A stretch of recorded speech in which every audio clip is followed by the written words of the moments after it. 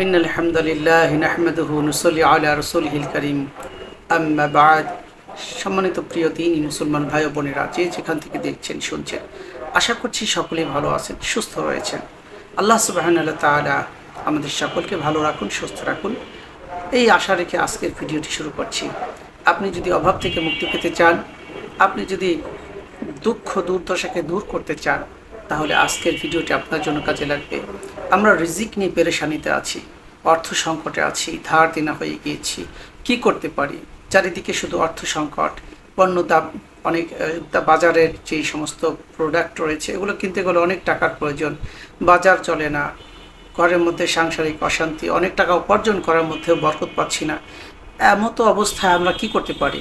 সম্মানিত প্রিয় তিনি মুসলমান ভাই বোনেরা, কোরআন এবং হাদিসের মধ্যে অসংখ্য জায়গায় আল্লাহ রসুল সাল্লাল্লাহু আলাইহি ওয়াসাল্লাম অসংখ্য জায়গায় অসংখ্যভাবে সাহাবায়ে কেরামকে দুঃখ দুর্দশা হতাশা নিরাশা দুরাশা দূর করার জন্য অনেক তাবিজ দিয়েছেন অন্তরের মধ্যে। অনেক আপনারা শুনে হতবাক হয়ে যাবেন যে তাবিজ আবার কী জিনিস। না না ভাই, তাবিজ না, এটা হচ্ছে আল্লাহ রসুল সাল্লাল্লাহু আলাইহি ওয়াসাল্লামের শেখানো আমল, শেখানো দোয়া। এটাই নবীজি আমল দিয়েছেন। আমরা তো তাবিজ দেই, কাগজের টুকরো ভরে দেই, কিন্তু নবীজি সাহাবায়ে কেরামকে প্র্যাকটিক্যাল আমল শিখিয়েছেন। যেই আমলটা করে সাহাবায়ে কেরাম দুনিয়াতে সুখ আর স্বাচ্ছন্দ্যে থেকেছেন, আখিরাতেও সুখ আর স্বাচ্ছন্দ্য থেকেছেন। এজন্য সম্মানিত প্রিয় দর্শক, আমি আপনাদের কাছে রিকোয়েস্ট করব যে অবশ্যই নবীজির শেখানো এই আমল যদি আপনি করেন, তাহলে ইনশাআল্লাহ আল্লাহ সুবহানাহু ওয়া তাআলা আপনার সংসারের মধ্যে সুখ এনে দেবেন, শান্তি এনে দেবেন। আমি আপনাদেরকে সর্বপ্রথম বলবো 5 ওয়াক্ত সালাত আদায় করতে। আল্লাহ রসুল সাল্লাল্লাহু আলাইহি সাল্লাম কোনো সাহাবী যখন কোনো জরুরত নিয়ে আসতেন, নামাজের কথা বলতেন। হযরত আব্বাস রাদিয়াল্লাহু তাআলা আনহু তিনি সফরে ছিলেন। তিনি সফরে থাকা অবস্থায় শুনতে পেলেন তার সন্তান ইন্তিকাল করেছে। তিনি সোয়ারি থেকে নামছেন, নামার পরে 2 রাকাত সালাত আদায় করেছেন এবং আল্লাহ তাআলার কাছে দোয়া করেছেন। আল্লাহ রাব্বুল আলামিন কোরআনুল কারীমের মধ্যে বলেছে, বান্দা তুমি কি অর্থ সংকটে আছো? তুমি কি অভাবে আছো? তুমি কি দুঃখ থেকে মুক্তি পেতে চাও? তুমি কি ঋণ থেকে মুক্তি পেতে চাও? তাহলে কেন তুমি আমি আল্লাহ তাআলার দরবারে 2 রাকাত নামাজ পড়তে পারছো না? সুবহানাল্লাহ। এজন্য রব্বে কারীম আমাদের জন্য বলেছেন, ওয়াস্তাঈনু বিস-সাবরি ওয়াস-সালাহ ইন্নাহা লাকাবীরাতুন ইল্লা আলাল খাশিঈন।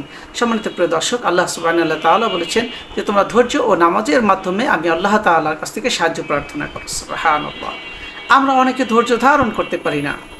আমরা শাকিরিন বান্দা হিসেবে আমরা আল্লাহ তাআলার কাছে কবুলিয়ত অর্জন করতে পারছি না, কি জন্য?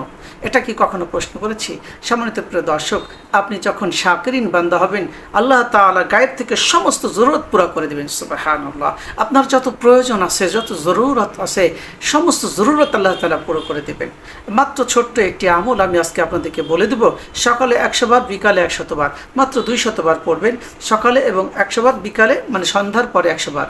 এই 200 বার এই ছোট্ট আমলটি করার কারণে আল্লাহ সুবহানাহু ওয়া তাআলা আপনার জীবনের সমস্ত দুঃখ দুর্দশা, টাকা পয়সার টেনশন সব দূর করে দেবেন। সুবহানাল্লাহ। এক সাহাবী নবীজির কাছে আসছেন, নবীজি, ইয়া রাসূলুল্লাহ, অভাবে আছি, ঝামেলা আছি, সমস্যা আছি, কি করব ইয়া রাসূলুল্লাহ?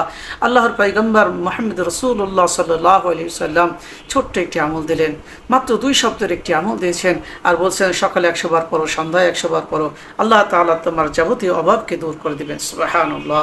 আমরা অভাবের তাড়নায় মানুষের দ্বারে দ্বারে বারে বারে গিয়ে হাত পেতে সাহায্য কামনা করি, কিন্তু হাত যদি আমরা রব্বে কারীমের দরবারে চাই, তো রব্বে কারীম যেখান থেকেও পাওয়ার সম্ভাবনা নাই, সেখান থেকেও রব্বে কারীম আমাদেরকে দিবেন। এটাই হচ্ছে ঈমান, এটাই হচ্ছে বিশ্বাস। সাহাবায়ে কেরাম কোনো জরুরত আসলে নামাজে দাঁড়িয়ে যেতেন। নবীজিও বলতেন, তোমরা নামাজ পড়ে আল্লাহ তাআলার দরবারে অভাব থেকে মুক্তির জন্য প্রার্থনা করো, তোমাদের জরুরতগুলো পেশ করো। প্রিয় পয়গম্বর আল্লাহর হাবিব সাল্লাল্লাহু আলাইহি সাল্লাম যখন এই আমলগুলো সাহাবায়ে কেরামকে দিয়েছেন, আর সাহাবায়ে কেরামও সুবহানাল্লাহ তারাও আমল করেছেন।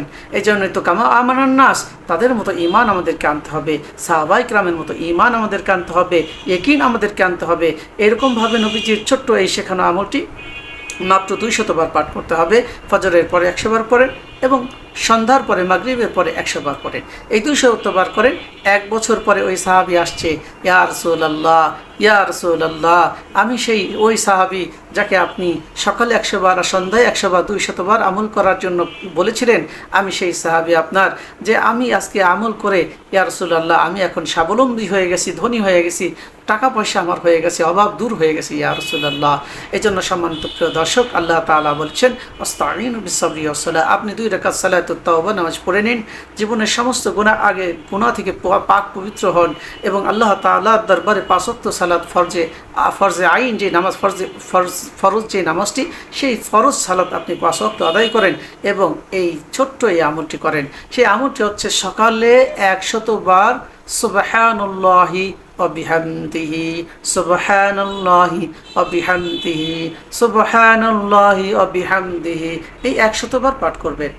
এবং সন্ধ্যার পরে মাগরিবের পরেও ঠিক একইভাবে 100 বার সুবহানাল্লাহি ওয়া বিহামদিহি, সুবহানাল্লাহি ওয়া বিহামদিহি। এইভাবে যখন রব্বে কারীমের কাছে আপনি চাইবেন, পরবর্তীগারে আলম রব্বে করিম আল্লাহ তাআলা আপনার জীবনের সমস্ত জরুরতকে পুরা করে দিবে। যেমনিভাবে ওই সাহাবায়ে কেরামকে দিয়েছে, তেমনিভাবেই আল্লাহ তাআলা আমাকে আপনাকে দিবে। আল্লাহ তাআলা বলেছেন, বান্দা তুমি আমার উপরে যে ধারণা করবে আমি আল্লাহ তাআলা সেরকম দিয়ে দেব।